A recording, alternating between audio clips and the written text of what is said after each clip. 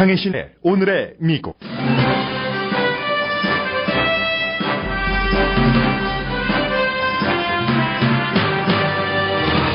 멕시코에서 가장 인기 없는 두 사람이 오늘 멕시코 시리에서 만납니다. 도널드 트럼프 미국 공화당 대통령 후보와 멕시코 대통령입니다.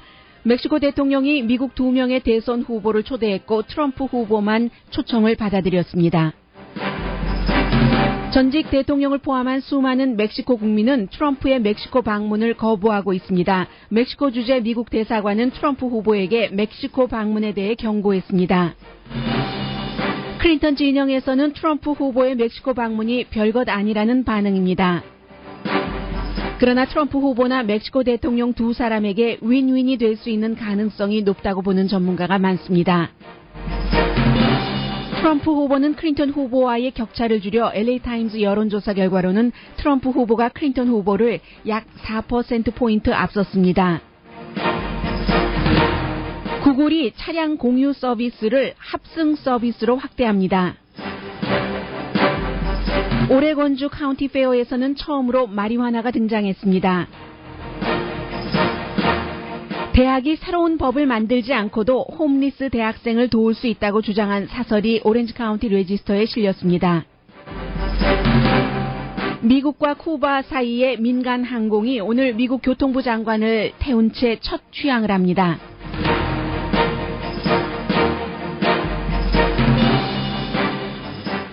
여러분 안녕하십니까? 오늘의 미국 강희신입니다. 멕시코에서 도널드 트럼프를 좋아하는 사람 손들어봐라 하고 여론조사를 해봤더니 2%뿐이었습니다. 그리고 한 20% 정도는 도널드 트럼프가 누구인지 모르겠다거나 아니면 I don't care라고 답변을 했고 75%는 도널드 트럼프라는 미국의 공화당 대선 후보를 무척 싫어한다고 답변을 했습니다.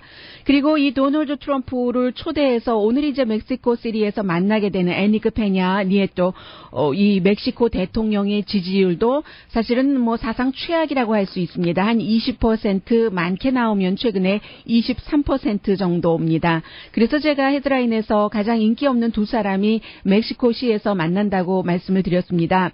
1년 넘게 멕시코와 멕시코 국민 또 미국에 살고 있는 멕시칸 아메리칸을 그야말로 여러 표현으로 조롱해 왔었던 이 도널드 트럼프 공화당 대통령 후보가 이제 멕시코 대통령과 만나게 됐는데 캘리포니아주에서 북가주에서 오늘 선거 기금 모금을 하죠. 그리고 나서 비행기 타고 멕시코시로 가서 비공개입니다. 대통령을 만나고 난 뒤에 역시 이민 문제에 있어서 가장 뜨겁다고도 할 수 있는 그런 애리조나주에서 이민 정책을 오후에 저녁쯤에 발표를 하게 되는데 원래는 이 멕시코의 페냐 대통령이 지난 주말에 힐러리 클린턴 후보와 도널드 트럼프 후보 두 사람에게 이제 똑같이 좀 만나고 싶다. 국내 정치용이겠죠. 이 멕시코 대통령에게는 그렇게 초대를 했고 그리고 나서 이틀 뒤에 도널드 트럼프 후보의 선거 캠페인 진영이 크게 바뀌었잖아요. 이제 새로운 캠페인 CEO인 스티브 배넌이 가야지 된다. 이번이 기회다. 이걸 잡아야지 된다. 해서 이제 앞서 말씀드린 빡빡한 스케줄에도 불구하고 또 타이밍이 잘 되면 이게 환상적인 타이밍이 되는 거죠. 갔다 와서 이 애리조나주에서 이민 연설을 할 수 있기 때문에 그동안 강간범이다. 멕시코에서 오는 사람들이요 범죄자다, 벽을 세운다, 돈을 멕시코가 낸다 하면은 멕시코 이 대통령은 저 사람 히틀러다, 무솔리니의 비유를 하고 이랬던 두 사람이 오늘 만나게 되는데 대부분의 전문가들은 양측에 특별한 일이 없으면 베네핏이 될 것으로 봅니다. 앞서 말씀드린 것처럼 비공개 모임이기 때문에 도널드 트럼프 후보는 도널드 트럼프 후보식으로 오늘 저녁 연설부터 멕시코 대통령과의 만남을 활용을 하면서 얘기를 할 수가 있고 또 멕시코 대통령도 마찬가지로 국민들에게 내가 이렇게 강경하게 우리를 비난하고 조롱을 하고 했었던 말도 안 되는 그런 말을 했었던 미국 대선 후보를 많이 마음을 바꿔놨다. 라고 얘기를 할 수 있는 것 아니겠어요? 미국 기자들도 그 자리에 비공개 자리에 직접 들어가서 자세한 얘기를 취재하기가 지금으로서는 좀 힘들어 보이는 것 같습니다. 그런 점에서 서로 활용하기에 따라서는 윈윈이 될 수도 있고 있고 무엇보다도 이 멕시코 대통령이 도널드 트럼프를 개인 자격으로 초대하는 것이라고 분명히 밝히고는 있습니다만 후보로서 그 다른 나라의 대통령 또 멕시코는 미국과 가깝고 우방국이기 때문에 굉장히 중요한 나라잖아요. 그런 그 대통령을 만난다는 것 자체가 좀 그 대통령스럽게 폼나는 것 같은 군 통수권자의 이미지를 줄 수 있는 그런 것이기 때문에 이제 도널드 트럼프 후보에게도 플러스가 될 수 있다고 보는 전문가들이 상당히 많고요. 오늘 또 그 공화당의 그 잽 세션 그 상원 의원도 도널드 트럼프 후보의 멕시코 방문에 동행을 하고 그리고 그동안 그 트럼프 후보의 예비선거 때부터 지금까지 여러 가지를 도우면서 때로는 그 힐러리 클린턴 후보에게 강한 비난의 화살을 정말 속사포처럼 많이 쏟아냈던 특히 전당대회에서요. 루돌프 줄리아니 전 뉴욕시장도 오늘 도널드 트럼프의 멕시코 시티 방문에 동행을 합니다. 그리고는 이제 그 마이크 펜스 공화당의 부통령 후보도 그 사이에 뭐 이민이라든가 여러 가지 이슈에 대해서 조금 좀 사람들 분위기를 트럼프 후보가 말해놓은 것을 가라앉히려고 하면은 트럼프 후보가 바로 뒤집고 했는데 오늘 아침에 이제 CNN 방송과의 인터뷰에서 도널드 트럼프 후보의 멕시코 대통령과의 만남에 대해서는 이게 이제 미국의 아주 그 기본적인 얘기를 합니다. 미국의 가까운 이웃이고 뭐 초대해서 기회다 하고 우리는 받아들였는데 이제부터 대화가 시작되는 것이다라고 강조를 하더군요. President of our neighbor to the south, and it would have been very easy to say, let's get together, let's talk for days and days and figure out how to make this happen. But Donald Trump was someone that says, we got an invitation, we got an opportunity, let's drop what we're doing. He's going to go and sit down and begin a relationship that I truly do believe is going to be in the interest of the United States of America. 릴레이션십을 관계를 그 시작한다라는 그 표현을 지금 부통령 후보가 했고 그에 비해서 멕시코의 뭐 인구가 1억 3천만 명 정도 되죠. 그 현 대통령이 초대를 했습니다만 비센테 팍스 멕시코 전 대통령이 오늘 아주 그 강하게 비난을 했습니다. 정치 쇼다. 이 도널드 트럼프는 기회주의자다. 멕시코 대통령이 왜 그를 초대했는지 누구에게 사과한다는 것인지는 모르겠습니다만은 이 비센테 팍스 멕시코 전 대통령도 사과를 한다면서 그러나 이 트럼프의 오늘 그 처세는 현명하다 멕시코 방문을 결정한 것이요. 그렇게 얘기하면서도 그 뒤에 바로 또 그런데 뭐 믿을 만한 사람이 못 돼서 이 정도로 이제 본인이 말하고 수습하고 하는데 어쨌든 멕시코 사람들이 굉장히 그 화가 났고 이번 초대와 그 초대에 응한 것은 잘못된 일이다라고 멕시코의 전 대통령은 얘기를 합니다.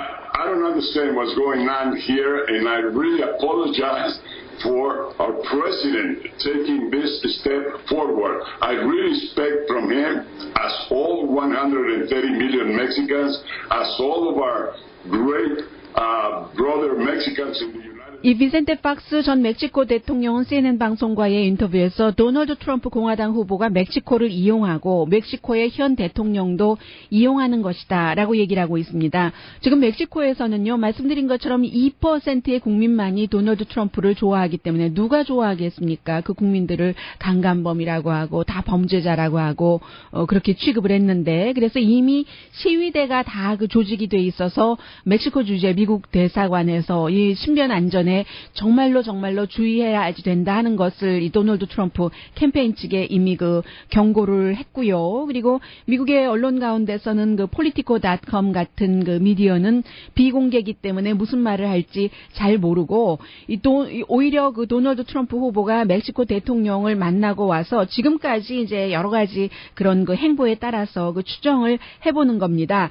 벽을 세울 것이다. 지금 그 멕시코에 대해서 이민에 대해서 강경한 발언을 계속 해나가고 있잖아요. 도널드 트럼프 후보가 오늘 아침에 도널드 트럼프의 전당대회에서 스팟라이트를 받았었던 아들도 아버지의 그 강경한 이민 정책은 수정되지 않을 것이다라고 얘기를 하던데 오히려 이 도널드 트럼프 후보가 어쩌면 오늘 그 애리조나에서 하는 이민 그 연설에서 나는 처음부터 한 번도 이민 정책에 대한 말을 바꾼 적이 없다. 벽을 세울 것이고 돈 멕시코 대통령 뭐 내가 만나고 왔는데 그 엔리코 페냐 누구죠? 니에토 대통령이 돈 된다고 내가 일정 부분 뭐 약속 받아왔다라고 말할 수도 있는 사람이 도널드 트럼프 후보라는 거죠. 제 얘기가 아니라 이 politico.com의 얘기입니다. Who knows 하면서 그래서 이제 일단은 그 애리조나에까지 돌아와서 도널드 트럼프 후보가 어떤 그 연설을 할지를 봐야지 알 것 같고 역시 똑같이 멕시코 대통령에게 초대를 받고 초대에 응하지 않은 힐러리 클린턴 캠페인 진영에서는 그거 별거 아니다라는 식으로 반응을 하고 있습니다. 도널드 트럼프 후보가 멕시코까지 가서 멕시코 대통령을 만나느냐 만나지 않느냐 지금 현재로서는 그런 것이 중요한 것이 아니라 오늘 저녁에 유권자들에게 이민 정책에 대해서 뭐라고 말하느냐 이것이 중요하다. 그런데 이제 뭐라고 말하느냐조차도 사실은 그 만남에서 나온 말들을 왜곡하거나 아니면 뭐 윤색하거나 할 수 있다는 그런 그 위험성도 있는 그런 것이죠. 지금 그 도널드 트럼프 후보로서는 플로리다주라든가 콜로라도주라든가 네바다주와 같은 경합 지역이기도 하고 또 그 히스패닉계가 많은 그런 지역에서 표를 좀 받아야지 되는 그런 어려움이 있고 오늘 멕시코 방문을 어떻게 활용할지는 정말 아무도 예측할 수가 없습니다.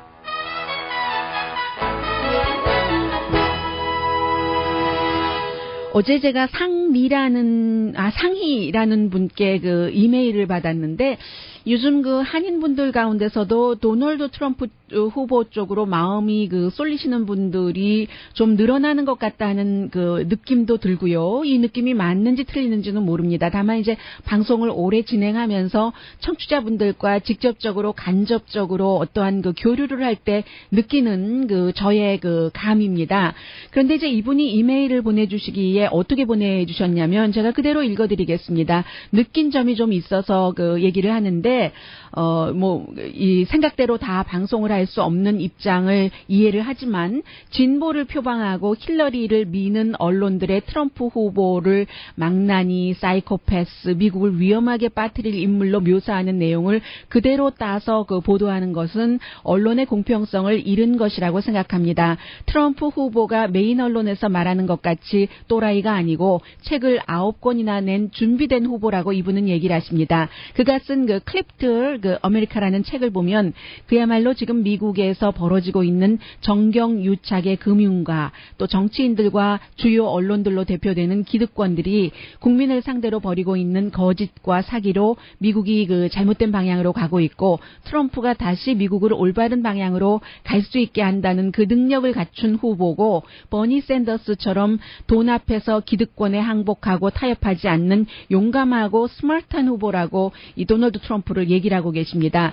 이렇다 할 업적을 이룬 게 없고 대신 많은 그 부정한 돈과 연관된 클린턴과의 그 측근들이 아주 무시무시한 그 스캔들이 많은 그 후보라고 또 힐러리 클린턴을 비난을 하면서 남편의 영향으로 영부인에서 뉴욕 상원의원 오바마 현 대통령의 지지 약속도 받아내고 국무장관 자리도 거쳤다고도 얘기를 하면서 법 위에 군림하면서 온갖 비리를 저지른 힐러리가 다시 백악관 주인이 된다는 것은 미국 법치주의가 무너진 부끄러운 현실을 보여줄 뿐이라고 이 상희 씨는 이메일을 보내주셨습니다. 하면서 앞서 본인이 지적하신 이 클리프드 아메리카라는 책도 대신 집필해준 사람이 있겠지만 트럼프의 주된 생각을 반영한 책이라고 하면서 이 트럼프가 말한 대로 언론이 여론도 조작하고 자기들이 원하는 후보가 많이 앞선다는 거짓 보도를 하고 있다고 본인은 이제 생각하고 계신다고 얘기를 합니다. 그리고 또 하나 중요한 것은 트럼프를 이상하고 무능한 사람으로 몰아붙이니까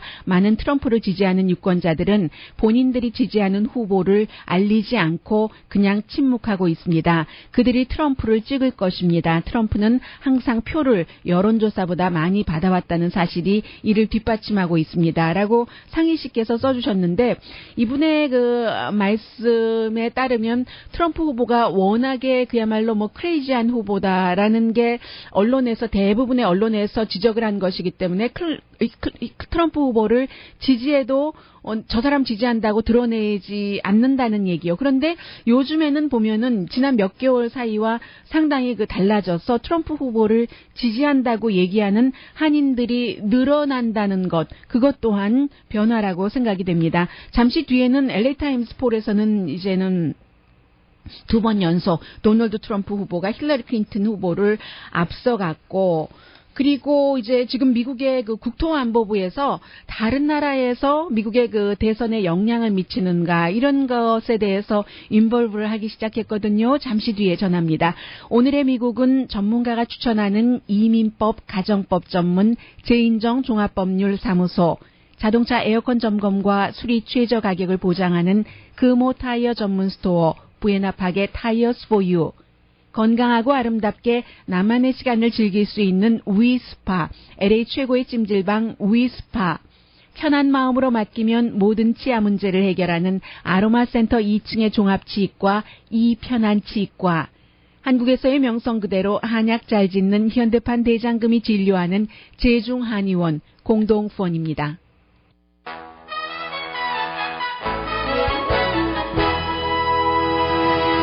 라디오 서울 방송 오늘의 미국 듣고 계십니다. 이제 조금 있으면 힐러리 클린턴 후보는 경합 지역인 오하이오주에서 선거 캠페인을 하고, 도널드 트럼프 후보는 이제 캘리포니아주에서 선거 기금하고 나서 멕시코 시에서 멕시코 대통령과 만나게 되는데, 분명한 것은 여러 그 여론조사 결과를 다 종합해 보더라도 힐러리 클린턴 후보가 민주당 그 전당대회 이후에 받았던 그 높아졌던 그 지지율이 지금 그 깎여 내려가고 있고, 그 깎여 내려간 부분이 고스란히 도널드 트럼프 후보에게 가고 있다는 점입니다. 그래서 리얼 클리어 팔리틱이나 시사주간지 타임에서 운영하고 있는 그 정치 전문 웹사이트죠.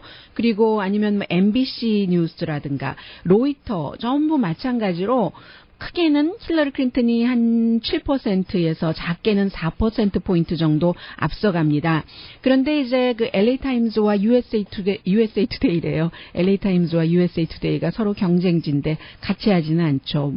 방송과 신문은 같이 하더라도 예를 들어서 ABC와 워싱턴 포스트, MBC와 뉴욕 타임즈, CBS와 뉴욕 타임즈도 이렇게는 하더라도 신문과 신문이 같이는 하지 않죠. 그런데 이제 그 LA 타임즈와 대학교 USC에서 공동으로 여론조사하는 게 가장 그 트럼프의 지지율이 높잖아요. 오늘 보면은 8월 31일 오늘 날짜로 돼 있습니다. 도널드 트럼프 후보가 받는 지지율이 45.3%, 힐러리 클린턴이 받은 지지율이 41.9%면 거의 4%포인트 도널드 트럼프 후보가 오히려 앞서간다는 얘기가 되겠고요. 그러나 이제 이것도 중요한 것은 정해진 주가 아니라 스윙 스테이트에 또 마음을 결정하지 않은 유권자들이 중요하기 때문에 아직까지는 그다지 그 여론조사 결과로 후보들이 기뻐하고 슬퍼하고 할 이유는 없어 보입니다. 다만 분명한 것이 도널드 트럼프 후보가 따라잡는 것을 넘어서서 이제 그 앞서가는 그런 그 여론조사 결과도 나온다는 얘기고, 그리고 이제 반면에 힐러리 클린턴의 그 호감도는 점점 그 줄어들어서요. 지금 그 어느 여론조사를 말씀드릴까요? 워싱턴 포스트를 말씀드릴까요? 보면은 힐러리 클린턴에 대한 호감도가 38%, 불호감도가 59%. 물론 그 도널드 트럼프에 대한 그 호감도도 좋지 않아요. 37%, 불호감도가 60%. 똑같다는 얘기입니다. 두 후보에 대해서 좋아하는 사람도 또 거의 비슷하고 38, 39, 7, 싫어하는 사람도 59, 61%포인트라는 것은 오차 범위 안에서거든요. 그런데 두 후보에게 다 사람들이 좋아하는 비율보다 싫어하는 비율이 거의 조금 있으면은 2배 가까이 많아지는 그런 그 상황이잖아요. 둘 다 싫다예요. 이게 문제 자체는. 그리고 이제 이럴 때는 투표율이 상당히 중요한데, 어제 말씀드렸던 것처럼 여러 그 중요한 지역에서 중요한 사람들이 대통령 선거와 관련돼서 그야말로 예비선거에서 떨어질 것을 걱정했었던 사람들 다 예비선거에서 이기기는 했습니다. 존 맥케인 후보도 이겼고, 그런데 이제 본선에 가서 민주당의 그 하원 의원과 좀 어렵게 싸울 것 같고, 마르코 루비오 플로리다주 예비선거에서 도중 하차한 이 그 초선 의원도 어제 이겼고, 또 역시 그 민주당 전국위원회 의장으로서 버니 샌더스에게 너무 그 나쁘게 일처리를 했다 해서 그런 등등의 이메일까지 공개되고 해서 의장 자리를 내려놨어야지만 했던 데비 와스먼 그 슐츠 플로리다주 그 민주당 하원 의원도 이게 그 예비선거에서는 됐습니다. 붙었습니다. 그런데 이제 이게 본선거에서 어떻게 될지는 아직 모르는 부분들도 있고요. 그리고 이제 또 하나 중요한 것은 지금 그 네바다주의 해리 리드 민주당의 그 상원 그 원내대표요. 이 사람 자리를 누가 이을 것인가 여기에 대해서 지금 공화당이 자리를 그 뺏어오기 위해서 데이비 코크 브라더스의 굉장히 그 큰 돈을 들여서 지금 그 공화당 사람을 지원하고 있다. 그런데 이제 어제 그 치러진 일부 지역의 그 예비 선거를 쭉 보면은요, 공화당이 민주당보다 유권자의 투표율이 상당히 높은 겁니다. 그리고 더 높아졌고 원래도 공화당이 민주당 그 유권자들보다는 투표에 많이 참여를 하는데 하나의 예만 들어드리자면 플로리다주가 지금 그 스윙 스테이트잖아요. 마르코 루비오 이제 그 현 의원의 예비 선거에서 투표한 사람이 공화당은 약 14만 3천 명. 아니죠. 어떻게 되는 겁니까? 1000만, 10만, 100만, 143만 명. 그리고 그 민주당은 113만 명이 이 상원의원 선거에 그 연방 상원의원 선거에 참여를 했거든요. 143만 명 대 113만 명이라는 것은 차이가 많잖아요. 물론 그 지역이 공화당 지역이니까 공화당 유권자의 숫자가 조금 많을 수는 있으나 그래도 30만 명이나 투표한 사람이 차이가 난다는 것은 굉장한 차이고 또 이번에 특히 그 많이 참여를 했다니까 플로리다주 같은 경우는 지금 대통령 선거에서 여러 그 여론조사 결과를 종합해 보면 힐러리 클린턴 후보가 조금 앞서가기는 해요. 그런데 약 2% 정도 앞서가기 때문에 오차 범위거든요. 오차 범위에서 민주당 유권자들이 더 올라가고 공화당 유권자들이 더 많이 나간다면 그리고 이 오차 범위가 더 넓혀질지 좁혀져서 나중에는 또 트럼프 후보가 앞서갈지는 모릅니다만 현재의 트럼프 후보가 2%포인트 뒤진다는 것을 전제로 만약에 선거가 치러질 때 이렇게 공화당 유권자들이 많이 나간다면 스윙 스테이트 플로리다주가 트럼프에게 갈 수도 있다는 이런 것을 이제 힐러리 클린턴 후보가 굉장히 인식을 할 테고요. 그리고 이제 또 하나 오늘 도널드 트럼프 후보에게 기회다 잡아야 된다. 멕시코 대통령을 만나야지 된다라고 얘기를 한 새로운 캠페인 후보의 그 CEO 그 스티브 그 배넌이 캘리포니아주에서 쭉 그 선거를 치렀어요. 메인 집이 이곳이기 때문에 오렌지 카운티이기 때문에 2004년도 4월 달에도 그런데 이번에는 아주 그 몇 주일 전에 플로리다주로 옮겼거든요. 그 유권자 그 주소를 전 와이프를 위해서 렌트해줬던 그 집 주소를 아무도 지금 살지 않습니다. 그런 오랫동안 아무도 살지 않았던 그런 곳으로 올려서 결국은 이것을 사람이 살지도 않으면서 유권자 등록을 그곳에서 했기 때문에 이제 그 지역의 관계기관이 아마 조사를 하는 것 같습니다. 그리고는 이제 어제 여러분들께 잠시 말씀드렸잖아요. 플로리다주가 아니라 F로 시작하니까 플로리다주라고 말씀드리네요. FBI가 연방수사국이 결국은 미국의 모든 그 선거구에 경고를 보냈잖아요. 애리조나주는 확실하게 해킹당하지는 않았는가 봅니다. 그리고 일리노이주에서 확실하게 20만 명이 넘는 사람들의 이름과 주소 정도라든가요. 유권자 이런 것이 러시안에 의해서 해킹당했는데 그런데 그것도 오늘 아침에 다시 나오는 뉴스를 보니까 완전하게 그 유권자 그 표를 하러 갈 수 있는 그 마지막 단계가 아니기 때문에 큰 지장은 없을 것이다라고 발표를 좀 수정해서 하고 있고 어쨌든 그 연방 수사국이 해킹이 있을 수 있으니까 그 선거 관계자들에게 패스워드 같은 것도 다 바꾸고 해킹하기 힘들게 이렇게 해라는 경고를 내렸는데 그것만으로도 부족해서 지금 그 국토안보부가 개입을 한다는 얘기거든요. 이게 지금 러시아에서 일리노이주의 유권자의 어떤 그 카운티 정보를 해킹을 해서 만약에 이게 대통령 선거 그 직전에 이 전국적인 조직의 해커들이 들어와서 뭔가를 조작한다면 어떻게 되는가를 굉장히 의심을 하는 것이고 러시아인 것은 분명한데 러시아의 정보국이냐 크레물린이 시킨 이것에 관한 증거는 아직 없는 겁니다. 그런데 가능성을 많이 두고 있는 거죠. 그래서 국가의 그 대선이 다른 뭐 예를 들어 국가나 정보국에 의해서 해킹당한다면 이것은 미국의 안보를 위협하는 거잖아요. 그래서 FBI의 사이버 공격 수사대뿐만이 아니라 이제는 그 국토안보부까지도 선거 기간 동안 그 위험한 그런 지역, 국가의 그 선거 관련 그 기구를 기간 산업처럼 보는 겁니다. 기간 산업이나 어떤 그 기간 구조의 섹션처럼요. 지금 국토안보부에서 아주 그 중요한 그 국가 안보의 섹션으로 보는 게 19군데가 있다고 하거든요. 뭐 가장 대표적으로는 월스트리트. 큰일 나잖아요. 공격받으면. 아니면 또 미국의 그 전력 그 시스템이요. 그 일렉트릭 파워 시스템. 이렇게 선거 시스템도 16가지로 나누는군요. 19가지가 아니라 섹션을 해서 결정적인 그 아주 결정적인 기간 구조에 이제 선거 시스템까지 넣어서 국토안보부가 그 모니터링을 하고 있는데 이 부분에 대해서도 그 도널드 트럼프를 지지하는 언론은 못마땅하게 생각하고 또 힐러리 클린턴을 지지하는 언론에서는 당연한 조치라고 생각을 하고 있습니다.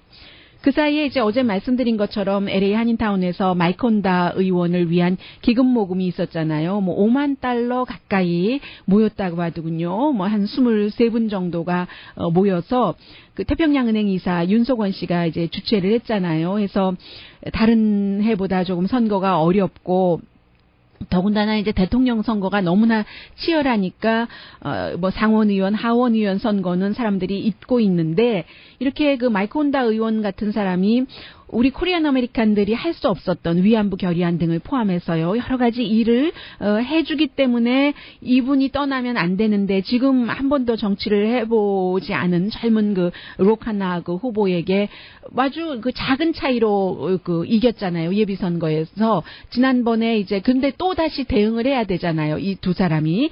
그래서 이제 배인정 기자의 리포트로 아침에 여러분 들어보셨습니다마는 그리고 저도 여러분들께 이제 다른 뉴스를 많이 그 전해드리다가 보면은 마이크 혼다 의원도 위안부 결의안 대표적인 것밖에 말씀을 드릴 수가 없는데 지금 그 어제 모임에 참석하셨던 그 US 메트로뱅크의 김동일 그 행장이 소주를 팔 수 있도록 한다든지 떡을 팔 수 있도록 만든다든지 저도 여기 와서 처음 알게 됐는데 한국 정치인들이 이런 것을 할 수 없었잖아요. 지금까지 이렇게 그 우리 한인들을 위해서 노력하는데 도와야지 되지 않겠는가 잘 왔다는 생각이 듭니다 하면서 뭐 기금을 내셨겠죠. 배인정 기자의 그 리포트에서 이렇게 얘기를 하셨는데 어제 한인타운에서는 비록 그 한인타운이 지역구는 아니지만 실리콘밸리에서 에이시안으로서 본인이 그 일본계 3세인데도 불구하고 위안부 결의안 같은 것을 만들어서 그것으로 굉장히 또 어려움을 겪기도 하는 그런 혼다 의원을 돕는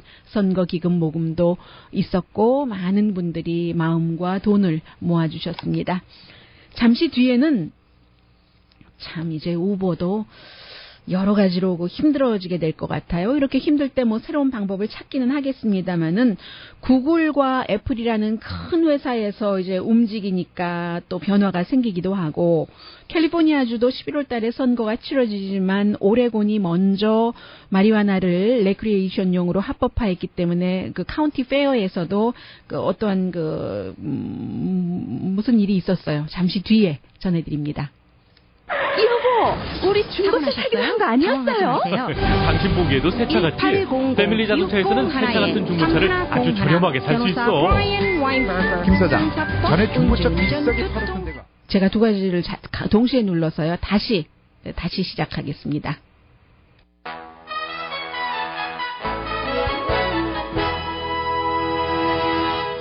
라디오 서울 방송 오늘의 미국 듣고 계십니다.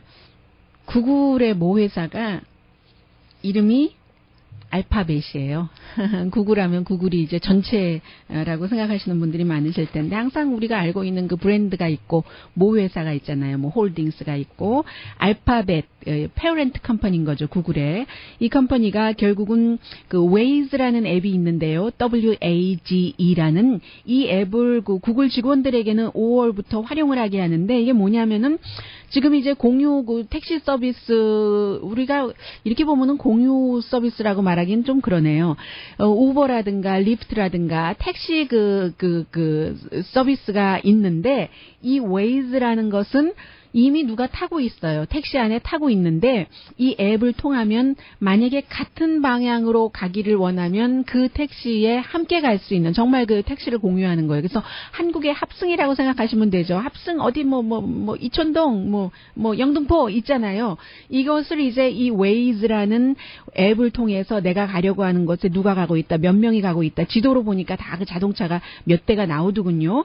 그래서 이제 그 구글이 직원들에게 이 Waze 카풀을 이용하도록 했는데 이것을 샌프란시스코에서 올 9월부터 확대를 한다는 겁니다. 그리고 이제 이 Waze라는 것은 지금 당장 하는 것이 아니라 몇 시간 뒤의 것을 예약을 할 수도 있고요. 이제 합승을 한다는 것은 가격이 낮아진다는 것 아니겠어요? 그런 뜻에서 이제 또 사람들이 좋아하는 사람들도 많고, 현재 그 Waze 그 택시 요금은 마일당 54센트라고 하니까 연방 기준보다 훨씬 싸기는 싸네요. 그런 문제입니다. 원래는 그 구글이 불과 얼마 전까지만 하더라도 그 우버와 우버에 투자도 했었고 많이 했었고 좋았는데, 우버를 넘어서 이제는 또 다른 그냥 한 사람만 타고 가는 게 아니라 합승하는 이런 그 프로그램을 만들기 시작해서 이게 지금 굉장히 우버에게 구글이 2013년도에 2억 5,800만 달러나 투자를 했었네요. 그러다가 이제 웨이브까지 하게 되니까 결국은 이제 또 뭔가가 조금씩 변화가 있는 그런 겁니다. 그리고 이제 오레곤주의 카운티 페어 하면은 항상 생각나는 노래가 Parsley, Sage, Rosemary and Thyme 이잖아요. 요즘에 민트는 빠졌네요. 민트 티 참 개운하고 좋은데요. 그래서 오레곤주의 카운티 페어에서는 생전 보이지 않는 리본이 보인다. 그래서 이게 무슨 말인가 제가 NPR 방송을 들으면서 상상을 했어요. 그런데 이제 카운티 페어에 가면 어떤 경연대회가 많이 있잖아요. 저희도 라디오 서울 방송이나 한국일보에서 어떤 페어 비슷한 축제를 하고 경연대회를 하면은 이기면 사람들 가슴에 예를 들어 꽃도 달아주고 하는 식으로 미국의 카운티 페어에 가보면 또 꽃꽂이도 하면은 꽃꽂이 금상, 은상, 대상에서 큰 리본 같은 거 많이 작품에 달아주고 하잖아요. 그런 식으로 마리화나도 이게 아주 잘 길렀네 하면서 그 컨테스트에서 꽃을 달아주고 수상을 하는 그게 이제 오레곤주의 카운티 페어였답니다. 오레곤주에서도 처음 있었던 그런 일이라고 하거든요. 물론 이제 카운티 페어니까 가축들도 나오고 여러 가지 물건들이 많이 선보이는데, 오레곤주가 마리화나를 레저용으로 합법화한 게 좀 됐는데요. 정확하게 2014년이군요. 그 2014년이었어도 지금 2016년이잖아요. 지난해에는 카운티 페어에 없었는데 마리화나 잎을 조금씩은 봤어요. 저도 뉴스에서 사진으로 많이 보이니까는요. 그런데 이것을 마치 잘 기른 식물처럼 난 전시하는 것처럼요. 이 코스타메사 사우스 코스트 플라자에서 매년 화려하게 난 올키드 전시하잖아요. 그런 것처럼 크게 나무처럼 자란 그런 마리화나도 있고, 조그마한 화분에서 마리화나 잎이 선이 많잖아요. 분명하고 뾰족하고 그런 것들이 이렇게 리본을 달고 있는데, 이게 이제 품질 평가하는 겁니다. 그래서 마리화나가 전시된 곳은 텐트를 쳐지고, 당연히 이제 레저용이던 레저용이라 하더라도 21살 이상이 돼야지 되니까 사람들을 철저히 점검도 하기도 했고요. 그런데 지금 오레곤주에서는 오레곤주가 워낙에 좀 진보적인 성향이 많이 있는 주이기 때문에 마리화나도 일찌감치 다른 주에 비해서 합법화했는데, 이제 합법화할 때는 여러 가지 이유가 있었겠죠. 그런데 더 중요한 것 가운데 하나는 세금을 걷는 거잖아요. 마리화나를 팔아서 세금을 많이 받으면 또 주정부에 세금이 되는데, 그런 세금이 지금 솔찬히 들어온다는 내용까지 들리고 있습니다. 오렌지 카운티 레지스터가 사설에서 대학교에 그렇게 홈리스 학생들이 있다네요. 많다네요. 그들을 위해서 뭔가를 해야지 된다라고 주장을 했습니다. 잠시 뒤에 전합니다.